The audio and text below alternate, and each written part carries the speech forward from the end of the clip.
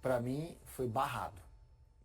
Barrado. Gabigol, a minha manchete, estou notando, Gabigol barrado. Você tá Mas ele dá uma passada de pano no Gabigol, ajusta as coisas, que ele é para outro jogo, calma. Mas a Na gente verdade, quando ele diz acha? que o Gabigol não serve para um jogo de pressão e de movimentação, ele está definindo o Gabigol ao contrário, porque o Gabigol é um jogador de pressão e Na movimentação. praça diz assim, ó, jogo muito difícil, muito pegado, não é pro Gabigol. Pô, Era o contrário o Gabigol até ainda há pouco. Exato. Então ele está mandando recado pro cara, mas tá dando e se a sua principal contratação para a temporada, seu maior investimento, seu maior esforço, não serve para os jogos difíceis, serve para quando? Para quando pegar um time em casa da Sul-Americana fácil só? Mas daí a gente volta para projeto desportivo, né, Zé? Para planejamento, para ideia. Foi um outro treinador que montou esse grupo, né? E um outro treinador que no final do ano já estava... Na verdade não foi treinador nenhum, né? Eu acho que foi gestão do Cruzeiro que montou esse grupo. Porque começa lá com o Seabra ainda. Aí tem aquela confusão de que tinha que botar os caras, não sei o que, o Seabra sai, vem o Diniz. Aí o Diniz sai, né? E volta, sai e volta. E aí, aí depois ele é mandado, demitido. Então assim, imagina, se o Jardim, não por qualidade, nada, mas por ideia de jogo, realmente. Eu não quero jogar com um jogador que faz a função do Gabigol, que faz do Dudu, que faz do Wallace. Eu prefiro um volante mais baixo, mais rápido, o Wallace é mais alto, mas... Tu vai fazer o quê, cara? Mas você não acha que pode ter a ver, Paulo, também com ação à espera de uma reação? Ou seja, se eu mexo com um grande jogador, eu tiro ele da zona de conforto. Que tipo de reforço, né, o Gabriel vai absorver a partir disso? Positivo ou negativo? Vamos ver. Ele vai reagir ou não vai? E aí, às vezes eu já vi isso, às vezes o treinador testa, para ver a reação. Às vezes a reação é positiva, às vezes é negativa. Pois é. Então, assim, mas assim, aí entra a questão. E se for negativa? O investimento que fez, e se for positiva, maravilha. A questão que envolve o Gabriel é que é o segundo técnico em clube diferente que o pretere. Houve com o Tite no Flamengo, e agora com o Leonardo Jardim. E o próprio Felipe também. E o Felipe. O Felipe, se quisesse ficar com o Gabigol. Então o terceiro técnico... O Felipe, na verdade, é quem coloca ele para jogar no Flamengo, né? Mas assim, ele foi preterido pelo Tite e agora... Sem o Pedro. Mas ele bota o Gabigol para jogar, ele repõe o Gabigol no time, porque o Gabigol estava totalmente fora. Aí na final lá ele tira, mas assim, ele abriu mão do Gabigol. Não é que ele abriu mão de não querer o Gabigol. Pelo planejamento ele falou, não, eu quero esse. O Flamengo ofereceu 1 ano de contrato pro Gabigol. Ele queria 3 ou 5, né? Pararam aí. O Flamengo ofereceu 1 ano, ele achou uma ofensa e foi embora. Ele queria 5, né? Segundo disse o empresário dele aqui, ao vivo no Seleção. Mas o Felipe, quando assume, o Felipe estreia contra o Corinthians na Copa do Brasil. E ele é importantíssimo. Primeiro ato dele é colocar o Gabigol no time titular, junto com o Wesley e o Léo Ortiz na zaga. São as mudanças que ele já promove. E aí o Gabigol é sempre titular com o Felipe. Mas no segundo jogo, você vai lembrar contra o Corinthians, o Bruno Henrique é expulso e ele... Beleza. Como tirou Gabriel também na Arena MRV, mas ele foi titular com o Felipe. Sim, ele tem a confiança do Felipe, mas não entrega um futebol também à altura dessa confiança. Cara, ele foi super importante na Copa do Brasil. Ele jogou, mas ele ainda não era, ele não voltou. O jogo que ele fez com o Galo na final foi o jogo do título. Mas ele não é um jogador para renovação de 5 anos, ele não é um jogador para renovação de 2 patamares. Eu também acho. Aí ele quis sair. E dificilmente ele seria titular com o Pedro, dificilmente. Aí ele quis sair. Por ironia do destino, que sair para jogar, como protagonista, como ídolo. E nesse momento, ele é banco. Para jogos grandes e importantes. Então. E aí, eu acho que assim, é uma aula que a gente acabou de ver de como a falta de planejamento faz você rasgar dinheiro. Porque se lá atrás o seu técnico já fosse o Leonardo Jardim e você quer trazer o Gabigol, você conversa, estou pensando em fazer esse investimento aqui. Lá atrás ele falaria, não...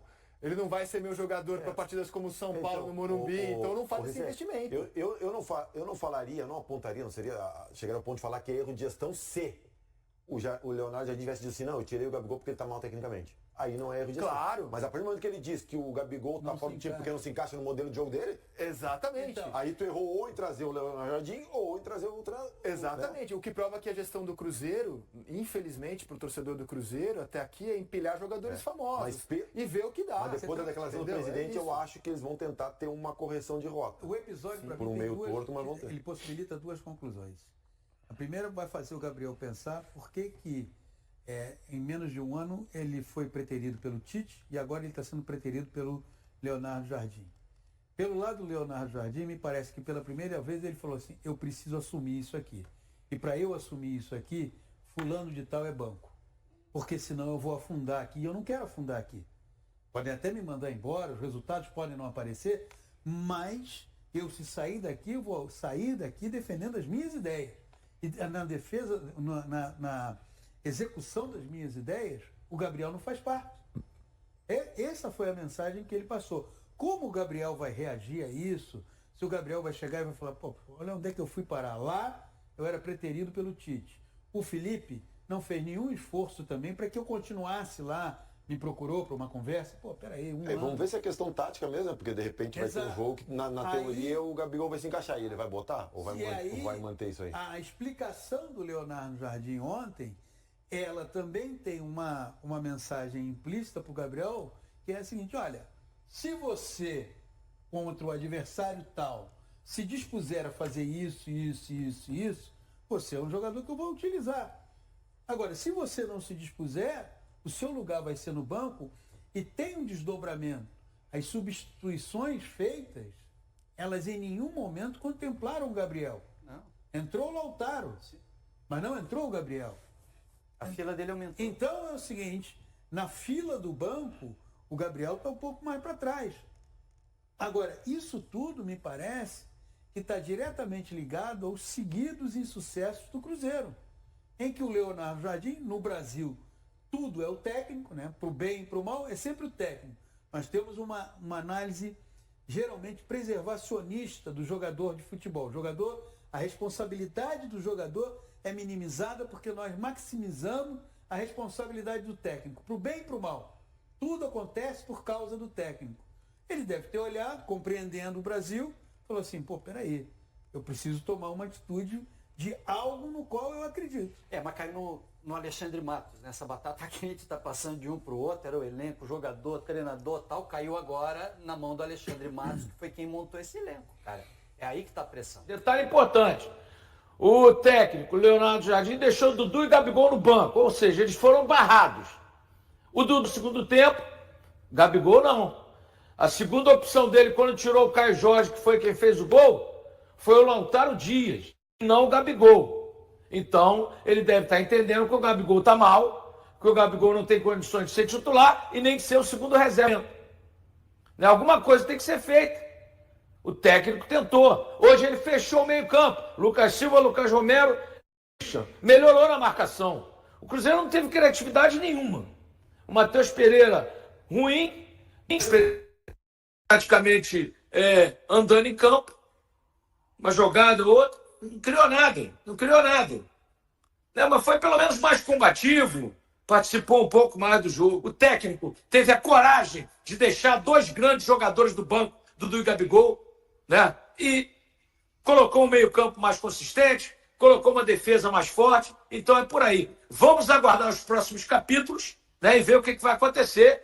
Com o jogo mais intenso, o Cruzeiro mostra progresso, mas ainda gera poucas oportunidades claras de gol. Após uma fase de crise marcada por críticas internas e protestos da torcida, o técnico Leonardo Jardim fez profundas mudanças na equipe para o confronto contra o São Paulo, substituindo mais da metade do time titular. Durante a partida no Morumbi, observou-se uma postura mais combativa da equipe, embora ainda persistisse o problema de criar poucas chances efetivas de gol. Depois de 3 derrotas seguidas, 2 na Sul-Americana e uma no Brasileirão, Jardim implementou 7 alterações na escalação, deixando jogadores como o lateral direito William, o volante Wallace e os atacantes Dudu e Gabigol no banco. Com essa nova formação, o time exibiu maior garra. Considerando o histórico recente contra o adversário, a última vitória no Morumbi datava de 2013, o Cruzeiro percebeu a importância de ter uma sólida defesa, e isso foi visível na partida. Nas laterais, Fagner e Kaique tiveram performances consistentes, com Kaique ainda contribuindo com a assistência para o gol de Caio Jorge.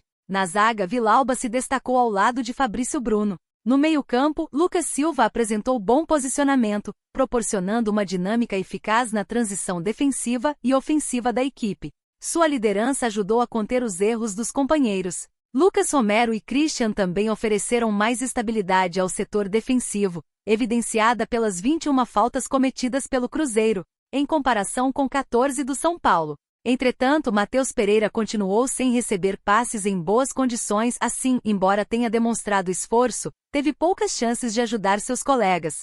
Na linha de frente, Caio Jorge se destacou não apenas pelo gol, mas também pela disposição em meio às dificuldades em receber passes adequados. Neste contexto, a contribuição de Dudu é crucial para aumentar a mobilidade e a qualidade do ataque celeste. Apesar de o Cruzeiro ter finalizado 15 vezes, apenas 2 delas foram em direção ao gol de Rafael. Nos próximos dias, Leonardo Jardim precisará continuar trabalhando para manter o espírito combativo da equipe, fortalecer a defesa e, ao mesmo tempo, buscar melhorias na criação de jogadas e nas finalizações. Assim, a Raposa poderá voltar a conquistar vitórias. E aí, galera? O que acharam? Deixem nos comentários. Não se esqueçam de deixar o like e de se inscreverem no canal e acionar o sininho para receber as notificações. Até mais, Nação Celeste! Vamos pra frente!